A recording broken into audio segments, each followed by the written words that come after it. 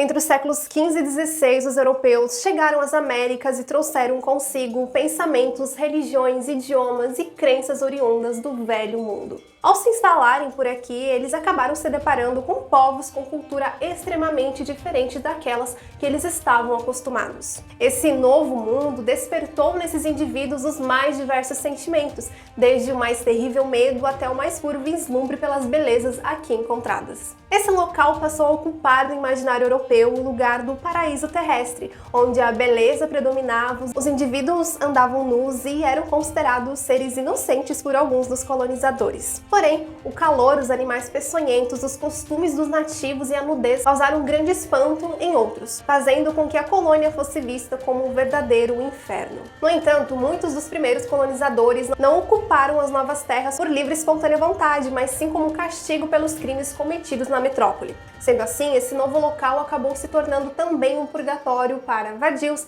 hereges, bígamos e bruxas. Eu sou uma historiadora da bruxaria, esse é o canal Uma Historiadora e o vídeo de hoje é sobre aqueles que foram expulsos da Europa e vieram purgar os seus pecados aqui em nossa terra. No ano de 1536 ocorreu a abertura da Inquisição em Portugal. 4 anos depois, em 1540, foi realizado o primeiro auto de fé em Lisboa.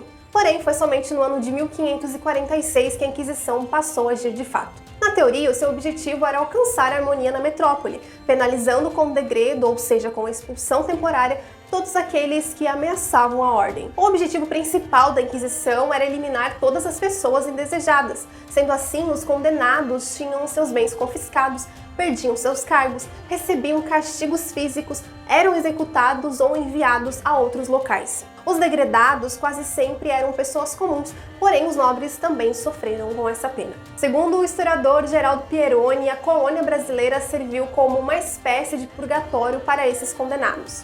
De acordo com o pensamento católico, o purgatório era um local intermediário entre o paraíso e o inferno. Ele representava uma esperança aos pecadores para alcançar o tão sonhado lugar no céu. Esse mesmo historiador faz essa analogia entre o purgatório católico e as colônias portuguesas, pois a maioria das pessoas que eram degredadas acabavam vivendo anos de precariedade na colônia.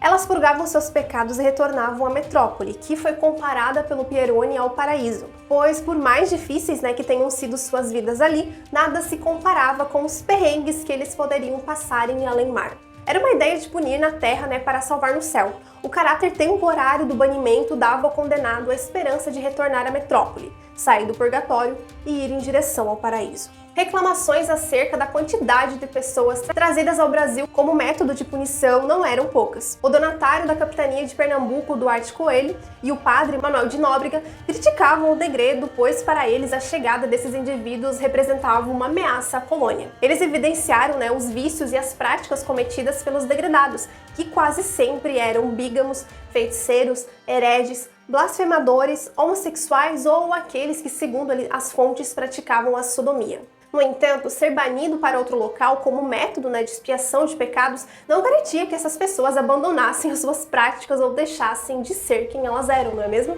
Banir para a colônia poderia resolver teoricamente o problema na metrópole, que desejava ali se livrar dessas pessoas. Mas, por outro lado, abria brechas para que essas práticas, a prática desses crimes, ocorressem na própria colônia, o que obviamente ocorreu bastante. Claro que não somente também por parte desses degredados, E aí também que ocorre as visitações dos representantes do Santo Ofício ao Brasil, objetivando perseguir e punir esses desviantes. Ao total, foram 3 visitações. A primeira ocorreu entre 1591 e 1595 na Bahia e em Pernambuco, a segunda em 1618 na Bahia e, por último, no Grão-Pará, entre os anos de 1763 e 1769.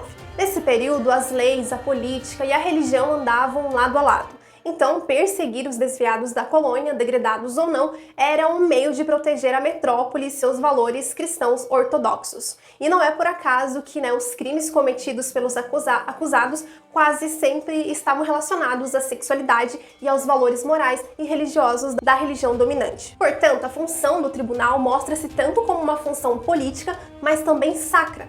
Expulsar era um meio de reparar os maus atos realizados contra Deus, contra a coroa e contra a ortodoxia católica. E não eram poucos os pedidos de regresso à metrópole. Pensa, o indivíduo vivia uma realidade. Boa ou ruim era aquela que ele conhecia, que ele havia nascido, e que também ali é onde que estavam os seus familiares e todas as pessoas que ele havia convivido ao longo de toda a sua vida.